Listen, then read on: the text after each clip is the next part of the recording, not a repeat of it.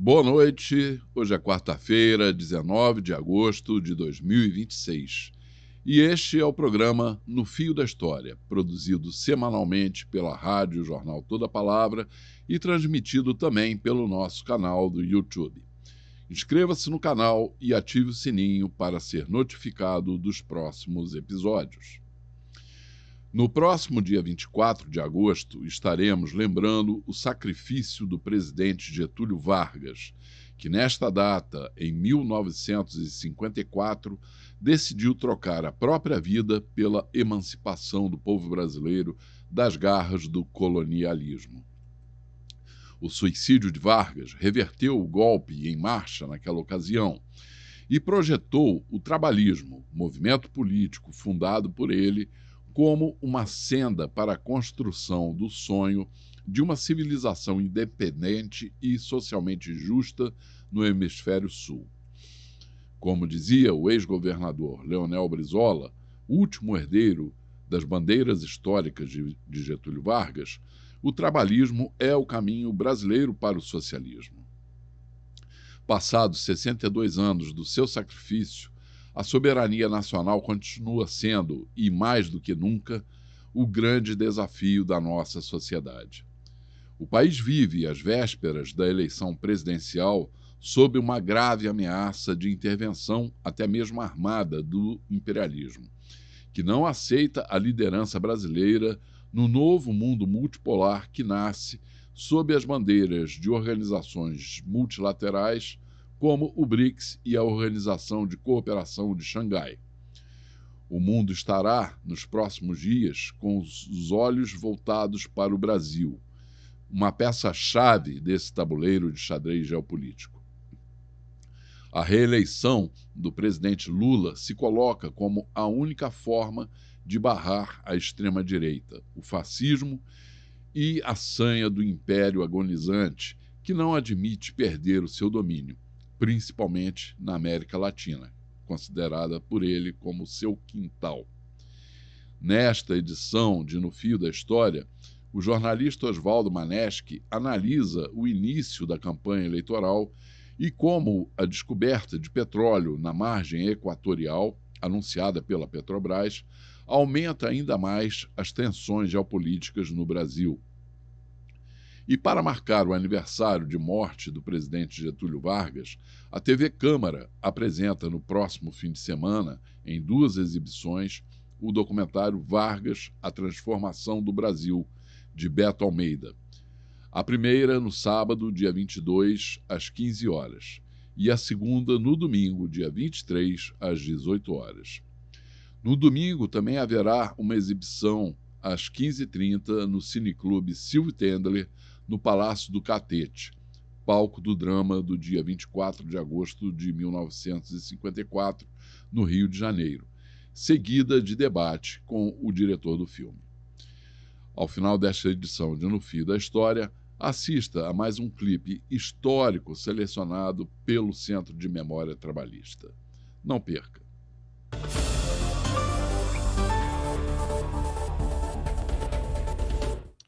Muito bem, estamos aqui mais uma vez com o jornalista Oswaldo Maneschi, comentarista do programa No Fio da História, parceiro nosso do jornal e da rádio Toda Palavra. Maneschi, bem-vindo mais uma vez ao programa No Fio da História. Gostaria logo de imediato de saber as suas impressões já sobre os primeiros dias dessa campanha eleitoral tão importante não só para o Brasil, como os principais analistas internacionais estão dizendo, uma eleição importante para o mundo. Como você está vendo o início dessa campanha eleitoral de 2026? Bom, em primeiro lugar, eu quero te agradecer o convite, estou aqui presente, para mim é sempre um prazer conversar aqui com os nossos ouvintes, telespectadores, e essa campanha está começando bastante fria. Eu digo para você que eu tenho acompanhado um pouco o dia a dia aí da evolução das candidaturas, né? E não estou exatamente vendo muita mobilização das pessoas em função disso. Acho que é assim, um certo cansaço até, né? apesar, eu acredito que com certeza as coisas vão se acelerar, embora seja curtíssima essa campanha eleitoral, por conta da importância dela. Aos pouquinhos as pessoas vão vendo o que realmente está em jogo e aos pouquinhos eu tenho certeza que elas vão se convencer da importância de participação nesse processo eleitoral especificamente. Bom, mas assim, fria que você diz, eu entendi no aspecto do envolvimento da participação popular, né? Exato. Do envolvimento com as pessoas, né? Que eu também acho que, aliás, eu acho que é uma coisa que só começa mesmo no início da propaganda na televisão, né? Que já está, de certa forma, começando, né? Já tem um pouquinho, mas as pessoas ainda não se acostumaram a ver no horário eleitoral ali o seu candidato. Mas no plano político ela está quente, né? Assim, isso é indiscutível. Tivemos aí algumas cenas bizarras, né? Como, por exemplo, o candidato Flávio Bolsonaro aparecer de sunguinha branca com a faixa presidencial numa muito ridículo. montagem de IA que ele próprio postou. E que coisa absurda, né? Eu acho que assim, a gente está vendo coisas inimagináveis que a gente nunca pensou que fosse ver no quadro político brasileiro, não é? Não acha, Manés? Olha, Tal, você chamou a atenção para uma coisa que a gente está vendo a presença maciça, né, da IA e também das grandes big techs, né, nesse processo eleitoral.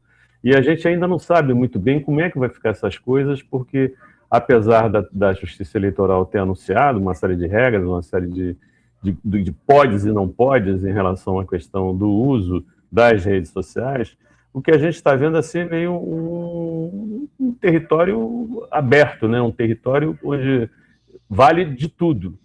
E a gente tem que ter um cuidado muito grande, nós, eleitores, temos que ter um cuidado muito grande para ver o que é mensagem real, o que é mensagem de trabalhada e fake news pura e simples, porque acredito, eu, com essa intenção do governo americano de interferir no processo eleitoral brasileiro, as big techs, que são de direita e alinhadas, extremamente alinhadas com o governo direitista de Donald Trump, essas big techs, aí eu estou falando de todas as redes sociais, seja do Instagram, para todas elas, nenhuma X, todas elas vão, de certa forma, interferir no processo eleitoral brasileiro, porque os Estados Unidos porque quer, como já fez na Argentina, já fez na Bolívia, já fez na Colômbia, interferir no processo eleitoral, porque o Brasil realmente é o país mais importante da chamada América Latina, e eles sabem que o que está em jogo aqui no Brasil é o nosso futuro como um país soberano, e eles não querem que sejamos soberanos, querem que sejamos um eterno fornecedor de matérias-primas, seja petróleo, terras raras, seja lá o que for, para que o império deles, que está decadente no resto do mundo, prevaleça aqui na América do Sul e nas Américas de uma maneira geral, né? Tanto é que eles desenterraram, o que é absolutamente ridículo, e é uma coisa que me choca profundamente como brasileiro que ama o meu país, ver os americanos esgrimirem a doutrina Monroe, que é uma coisa imperialista, uma coisa do século retrasado, nem do século passado tirar isso do túmulo, né? Da tumba. Na verdade, agora que eles chamam de doutrina Monroe, né? Porque a doutrina Monroe é adaptada por Donald Trump.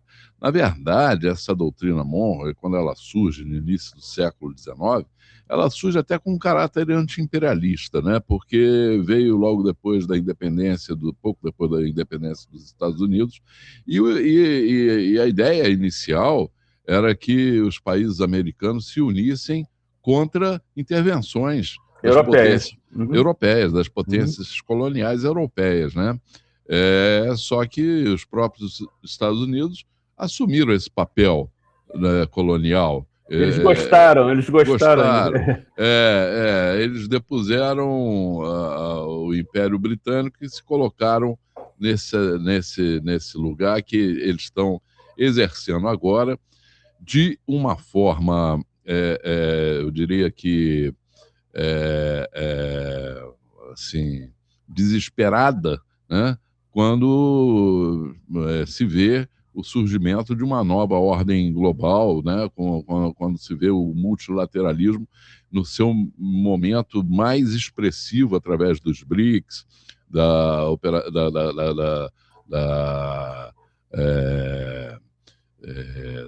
OCR, lá, da Cooperação de Xangai, né, Organização de Cooperação de Xangai, né, onde o Sul global procura se impor e o Império Norte-Americano está sendo derrotado economicamente e militarmente, como a gente vê hoje no Irã, né? Exato, é verdade. Irã. Agora, Pura verdade. ao mesmo tempo, eles se voltam para a América Latina, para o hemisfério ocidental, que eles consideram como quintal deles, né? E dizem claramente, como agora sem qualquer subterfúgio, sem qualquer tentativa de simular, né? Que, como disse o secretário da Guerra, o Pete Hegseth, né? De que eles não vão aceitar admitir qualquer questionamento do domínio americano no hemisfério ocidental, né? Na América É um absurdo, né? Latina. Aqui entre né? nós, é Então, o que está absurdo. em jogo agora, né? Eles conseguiram emplacar os candidatos deles na Colômbia, na Bolívia, no Peru, assim, no Peru o candidato preferencial até que não foi eleito, né? Mas assumiu uma candidata de direita, ganhou uma candidata Sim, de a direita levou, né? no fundo levou. É. Fujimori é de direita, a Fujimori, né? Exatamente, Uhum. exatamente. Esquecendo do Equador, lá no Equador também eles deram a virada. Equador, pois é.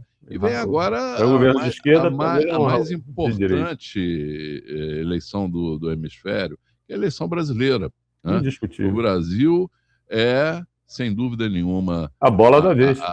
O grande player desse jogo, político, diplomático, geopolítico, aqui no hemisfério ocidental. E, mais importante ainda, né? O grande parceiro comercial da China, né?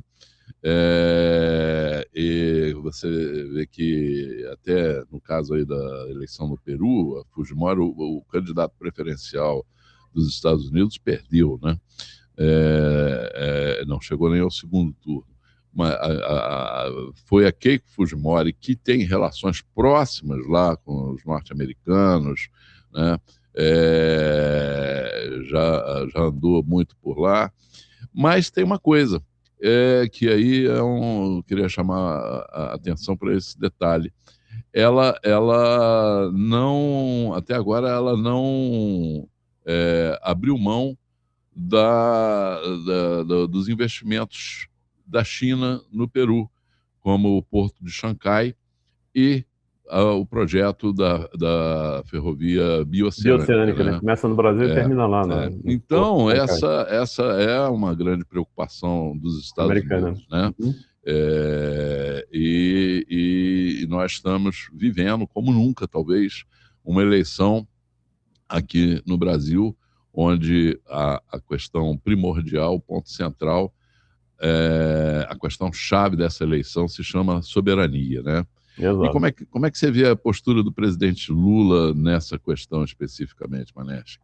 Olha, Tal, eu acompanhei o anúncio que o presidente Lula ele fez a abertura ontem, né, da campanha eleitoral, ou anteontem, já nem lá no estádio de Vila Euclides, né?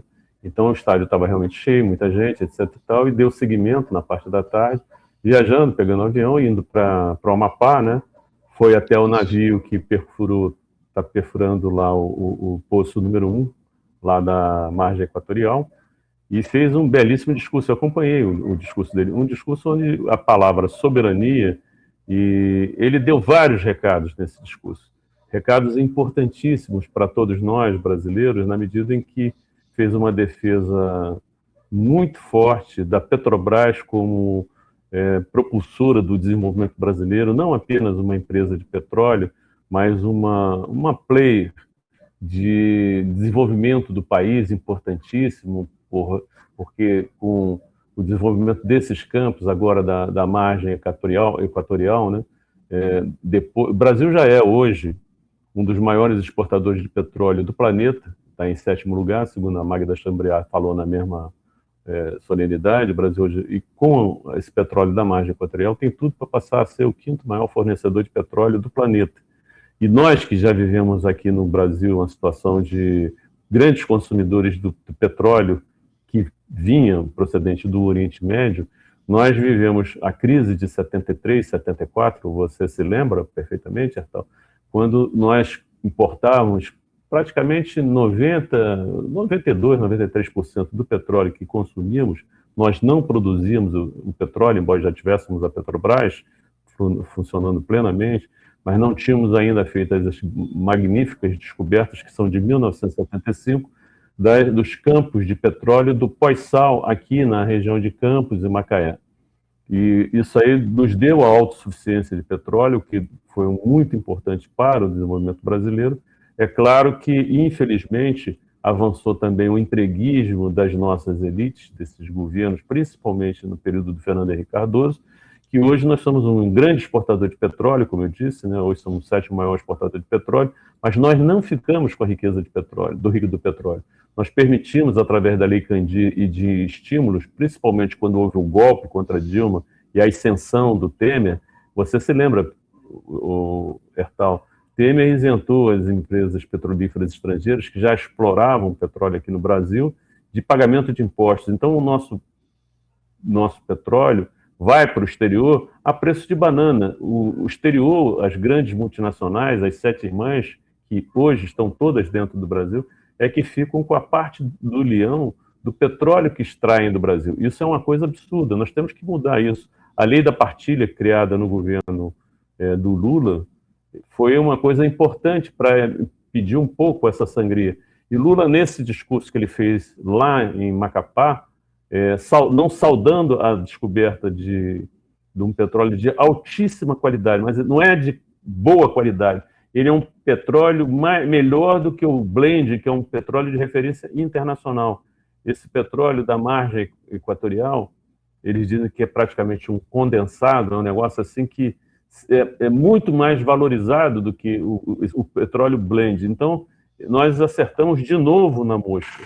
Agora, a realidade, Artal, é que muitas empresas estrangeiras, através desses leilões entreguistas promovidos pela Agência Nacional de Petróleo, já são proprietárias de grandes áreas lá na margem equatorial. A Petrobras, por exemplo, ela pegou agora, achou esse petróleo que foi anunciado para o mercado e o Lula fez questão de ir lá confirmar e mostrar isso para todo o Brasil, falando da questão da soberania e falando da importância da Petrobras e falando da necessidade de cada vez mais o Brasil zelar por suas riquezas. Ele falou uma outra coisa super importante com relação à questão das terras raras. Todos sabem que o Lula, no primeiro momento, ele foi contra essa história de se criar a Terrabras para fazer uma espécie de monopólio do governo do Estado brasileiro sobre as terras raras. Ele citou o caso da areia monazítica, que na Segunda Guerra Mundial, que é lá no Espírito Santo, é uma terra rara na prática que existe já no Espírito Santo, e na Segunda Guerra Mundial, os americanos exportaram toneladas e toneladas de areia monazítica, inclusive as usaram no projeto Manhattan de criação das primeiras armas nucleares. As nossas areias monazíticas também estiveram lá no esforço de pesquisa, de laboratório, etc., para a criação das primeiras armas nucleares. Antes dos americanos, os alemães já tinham ido lá buscar, porque os alemães estavam no desenvolvimento do projeto da bomba atômica. Né? Sim, e outra coisa, os alemães torpedearam navios brasileiros exatamente pelo fato do Brasil, naquela fase de ascensão da Segunda Guerra Mundial, do conflito em si, né? Quando veio Pearl Harbor, aquelas coisas todas em 41 e depois até 45, progressivamente o Brasil foi cada vez se envolvendo mais nesse esforço de guerra e nossos navios transportavam matéria-prima para o esforço de guerra aliado, fosse minério de ferro, fosse manganês, fosse areias monazíticas e outros grandes reservas naturais que nós sempre dispusemos, borracha também lá da Amazônia, essas coisas todas, e os alemães torpedearam os nossos navios do Lloyd, matando mais de 2.000 brasileiros da Marinha Mercante aqui no nosso território, passageiros de navios, porque naquela época não se viajava de avião, se viajava de navio, aqui no litoral brasileiro, exatamente por conta do envolvimento do Brasil nesse esforço de guerra aliado. E da acusa de Getúlio Vargas de ter sido simpatizante aos nazistas. Então, a gente vê que essas distorções, e eu achei muito interessante o Lula lembrar essa questão das terras raras, pregar que as terras raras precisam ser processadas aqui, que nós aqui no Brasil é que temos que valorizar o uso dessas terras raras. Quem quiser terras raras, venha ao Brasil comprar a matéria processada, não matéria-prima para processar lá. Isso vale também para o petróleo, Bertal. Ele falou também da venda criminosa feita no governo Bolsonaro das refinarias do Brasil e da necessidade do Brasil refinar dentro das nossas fronteiras o nosso petróleo, porque um barril de petróleo bruto refinado, você multiplica por 7 o valor desse barril. Se você pegar esse mesmo barril de petróleo, usar para fabricar matéria-prima para a indústria petroquímica, que é o computador, o microfone que a gente está usando, o plástico que está aí, toda a palavra aí no seu telefone, isso tudo, todo hoje, são mais de 3 mil produtos industriais que dependem do petróleo. Então, é mais do que importante, é muito importante mesmo. O petróleo, embora eles digam que venham novos combustíveis, vento, luz do sol, etc. Tal, mas tem uma coisa que é fundamental, meu amigo Bertal. Não existe tanque de guerra, nem avião de caça a jato de guerra movido a álcool, a vento ou a luz solar. É movido a petróleo. Pois é, nós estamos falando aí de assuntos que se entrelaçam, né? Falamos da questão da soberania como o mote central dessa campanha eleitoral por conta das ameaças dos Estados Unidos, né? Ameaças claras de intervenção na eleição brasileira, a ponto do presidente americano Donald Trump receber o candidato da oposição, Flávio Bolsonaro, no gabinete dele, no Salão Oval da Casa Branca, e ter já feito várias tentativas, inclusive de enviar gente aqui ao Brasil, diplomatas, para questionar as eleições brasileiras, né? Diplomatas que tiveram os vistos negados pelo Itamaraty, né? E a questão do petróleo. A questão do petróleo, porque a preocupação dos americanos aqui, claro que a principal preocupação deles é o crescimento da China, né? A influência cada vez maior da China, mas também eles hoje, os Estados Unidos hoje, são um império de rapina. Eles são um império de gangsters, né? Que estão aí, a guerra no Irã é em busca do petróleo. O ataque à Venezuela também é em busca do petróleo. Agora acabaram de surrupiar o ouro da Venezuela, transferido lá da City de Londres para os Estados Unidos, né? As reservas de ouro da Venezuela. Da Venezuela, 300 bilhões, se não me engano, então, né? A questão do petróleo é uma questão crucial, né? E sabemos que o anúncio dessa descoberta de óleo aí na margem equatorial, um anúncio, uma descoberta promissora, né? A gente ainda não tem a real dimensão dessas jazidas, mas toda a expectativa é de um volume muito grande de petróleo no subsolo, ali na costa do Amapá, né? Eu acho que lança um ingrediente ainda mais quente nessa campanha eleitoral. O Toda a Palavra publicou, agora no início dessa semana, uma matéria importante, né? Que veio da Russian Today, né? Dando conta de que a Rússia denunciou um plano para plantar armas russas nas mãos de cartéis de drogas aqui da América Latina, né? Isso foi informado pelo Serviço de Inteligência Exterior da Rússia, o SVR, né?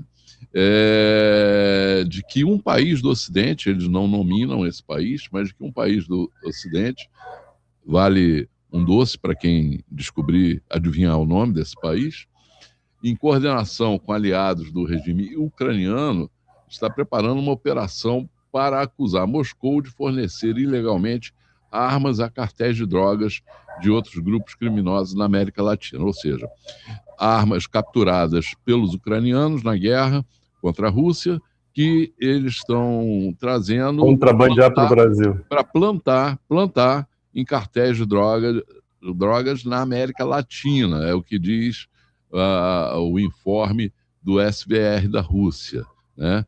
Agora, tivemos há pouco tempo o anúncio dessas facções brasileiras, o PCC e o Comando Vermelho, né, classificados como organizações terroristas pelo governo norte-americano. O que é que se pode se esperar disso? O que você pode esperar é mais intervenção, porque dentro desse desespero, dessa queda, vamos falar em português, claro, essa rapinagem que o governo americano está promovendo. Você citou o caso do Irã, citou o caso da Venezuela, que descaradamente foi pura rapinagem. A gente tem que ver, né, Tal, é importante a gente recorrer à história nesse momento, porque o Brasil já passou por uma experiência junto ao governo americano, exatamente que a Venezuela acabou de passar, agora no início desse ano. Em 1964, o governo dos Estados Unidos, então o presidente Lyndon Johnson, mandou uma força aeronaval para o litoral brasileiro em apoio ao golpe de Estado que seria desencadeado semanas depois, que foi o golpe de 1964. Foi a Operação Brother Sun. Foram milhares de marines, um porta-aviões, que na época era o Forrestal, que depois foi destruído na Guerra do Vietnã, mas o Forrestal teve aqui no litoral brasileiro, junto com uma força-tarefa de dezenas de navios, de transporte, de tropas, de munição, de combustível, etc. Tal, que era o projeto dele. Agora é importante que se diga também, Tal, que esse plano, que foi fundamental para dar apoio aos militares que deram o golpe de 64 no Brasil, nós levamos 10 anos para descobrir que isso tinha acontecido. Na verdade, nós só soubemos que os Estados Unidos estiveram nas portas, prestes a invadir os Estados Unidos em 64, 10 anos depois, em 1974. Foi quando o Jornal do Brasil, numa corajosa reportagem assinada por dois grandes jornalistas, Hélio Gaspari e Marcos Sá Correia, foi feita uma pesquisa importantíssima pelo Marcos Sá Correia na Biblioteca Lyndon Johnson, no Texas, e foi levantado todas as informações sobre o que foi a Operação Brother Sun. Isso só ficou conhecido 10 anos depois, porque a CIA, em 1964, usou o argumento que o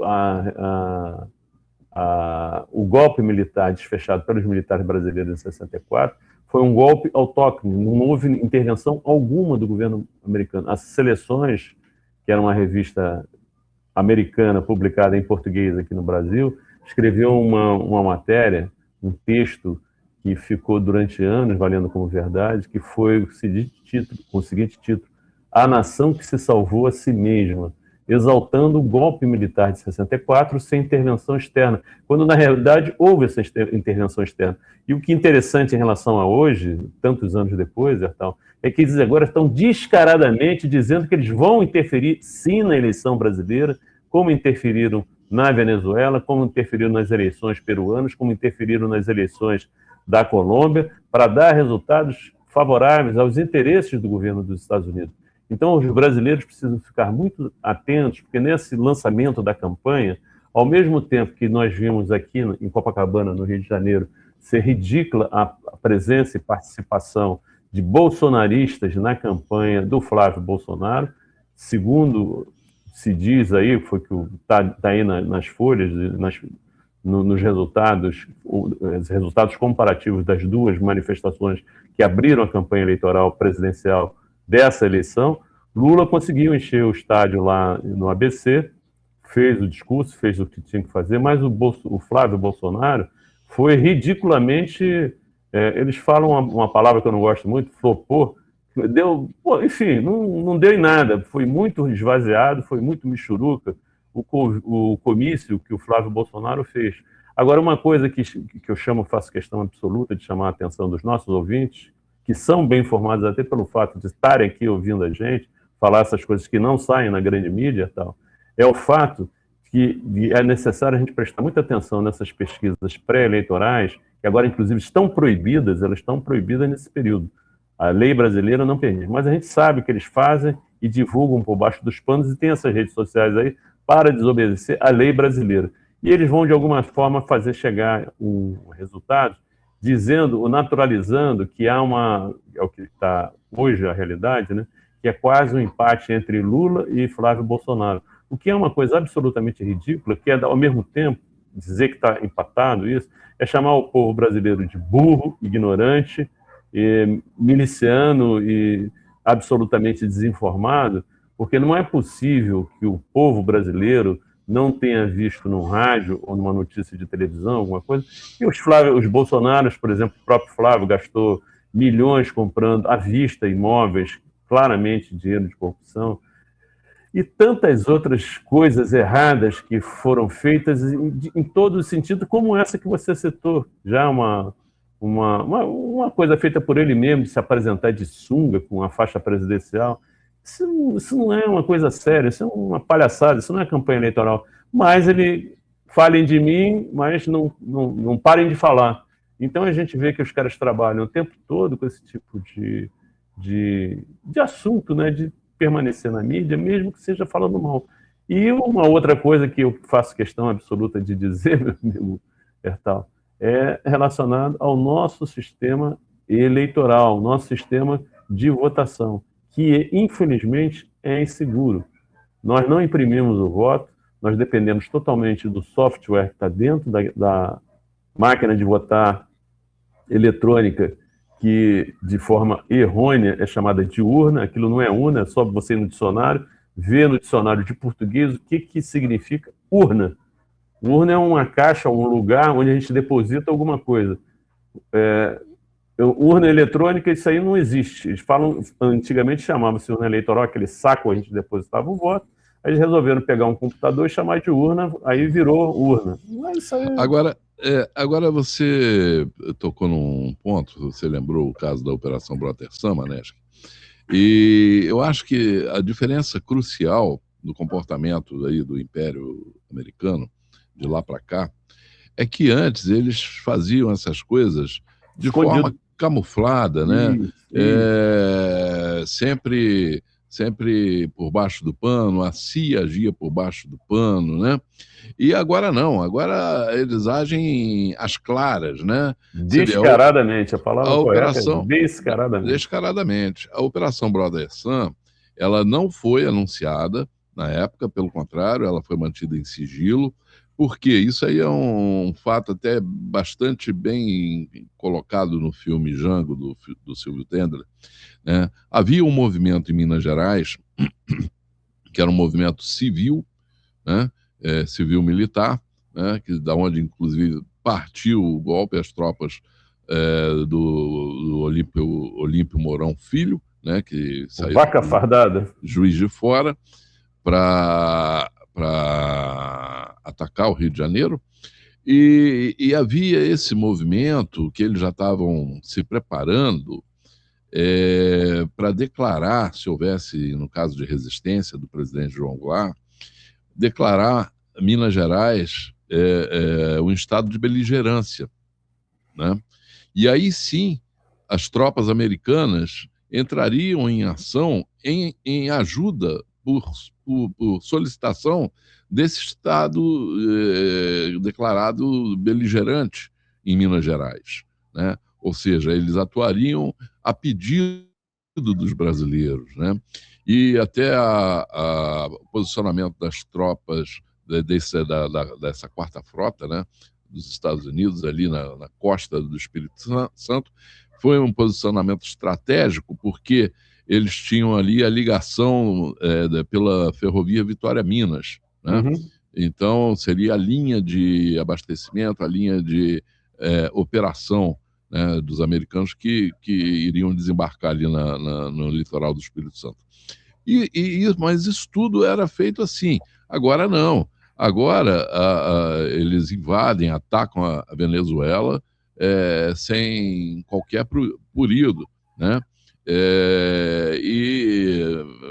Fazem justificativas absurdas sobre envolvimento de narcotráfico e tal, mas isso não chega a ser nem uma cortina de fumaça, né?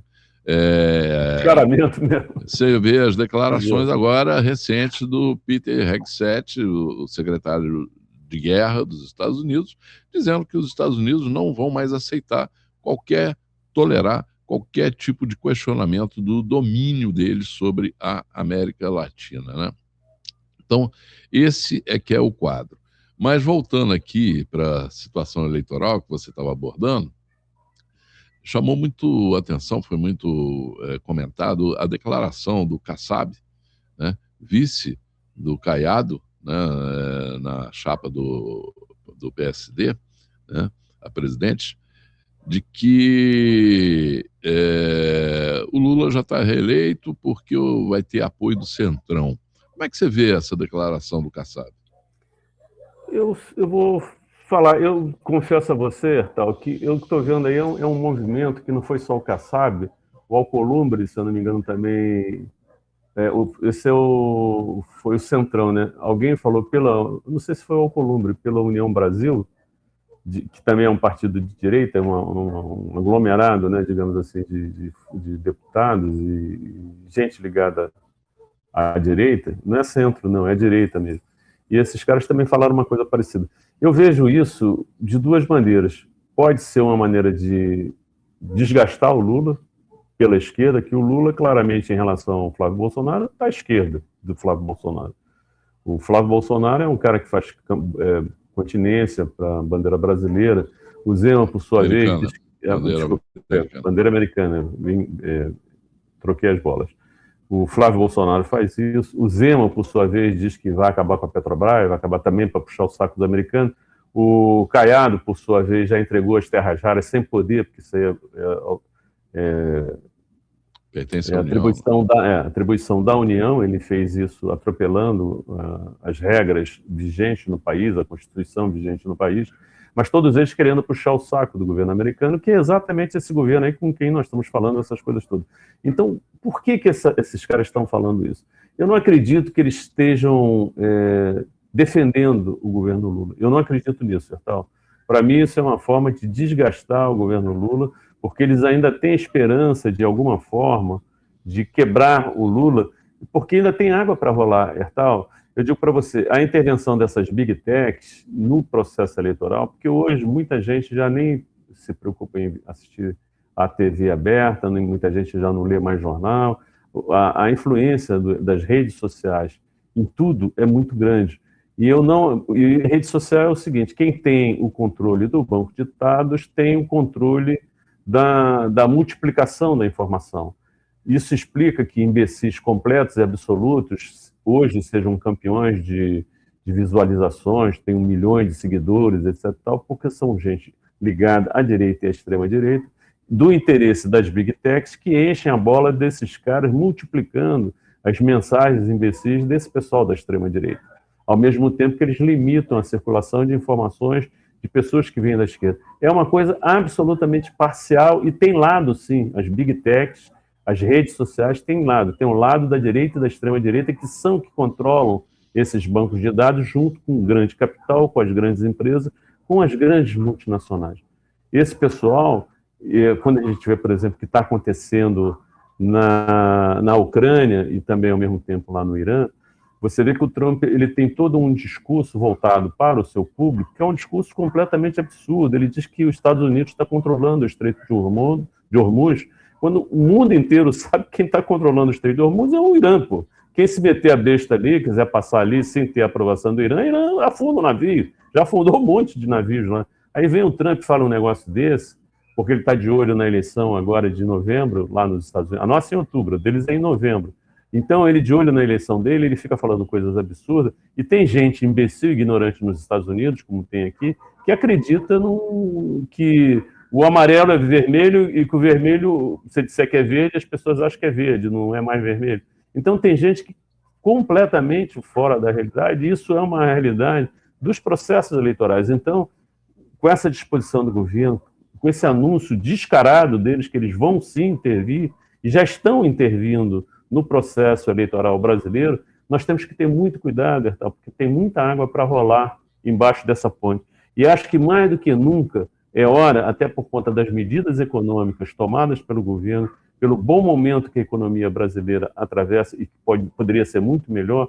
O Lula provou com o discurso dele, lá no Amapá, que ele sabe das coisas. Ele não faz o que é necessário ser feito, em termos de Brasil, mas ele sabe que há necessidade de fazer, ele quer esse quarto mandato, como Getúlio quis, se elegeu também em 50, sabendo que seria diferente dos 15 anos que ele governou o Brasil, de 30 a 45.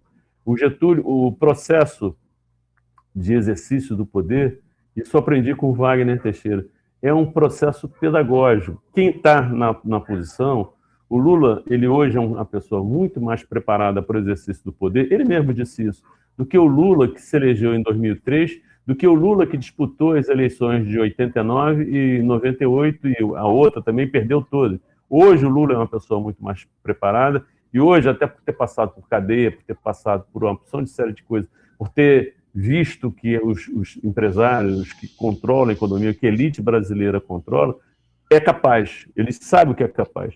E hoje o Lula, eu acho que ele, até quando ele recebeu das mãos do Lupe, na Convenção Nacional do PDT, a Carta Testamento de Getúlio Vargas, hoje ele tem uma clareza melhor do que foi a gestão de Getúlio Vargas, que, de certa forma, os trabalhistas, de uma maneira, exaltam, porque tem uma frase do José Augusto que é a síntese da síntese do que foi a Era Vargas, que eu vou ler até para os nossos... É uma frase de 2 linhas. A finalidade do Estado é promover a justiça social, mas não há justiça social sem desenvolvimento. E não há desenvolvimento sem soberania. Isso aí encaixa como uma luva, exatamente porque o Lula disse ontem, anteontem, lá no Amapá, relacionado à questão do petróleo, à questão das terras raras, à questão da economia brasileira, neste exato momento, e de toda essa pressão externa do governo dos Estados Unidos para afastar o Brasil da China, para impedir que a rota bioceânica, essa ferrovia bioceânica, aconteça, seja pelo sul do Porto de Santos, ou seja pelo norte, ligando Ilhéus também ao Peru. Pode ser, tem essas duas opções, pode ser por cima do Brasil, passando por lá no alto de Mato Grosso, Lucas do Rio Verde, ou aqui, passando pelo Paraguai, e Argentina, e chegando lá no Chile e no Peru. Então, são questões fundamentais que estão em jogo, e por isso, já que nós estamos discutindo o processo eleitoral, que eu considero um pouco frio nesse início, mais do que nunca está em jogo a sobrevivência do Brasil como um grande país, como uma grande nação soberana. Não podemos deixar a direita levar esse pleito, Bertal. É a minha opinião. É isso. E vamos, embora seja uma campanha de tiro curto, mas temos o primeiro, a possibilidade do segundo turno e a possibilidade do terceiro. Vamos nos preparar, né, para esses 3 turnos, né? Como aconteceu em 2022, né? Eles perderam no primeiro e no segundo turno e tentaram levar no terceiro. Né? Um golpe de 8 de janeiro. Exatamente. Então, é importante que estejamos preparados para esse terceiro turno também. E aproveitando as suas observações aí, da importância da mensagem trabalhista, da mensagem do presidente Getúlio Vargas, né? Principalmente nesses momentos em que a soberania nacional está tão ameaçada.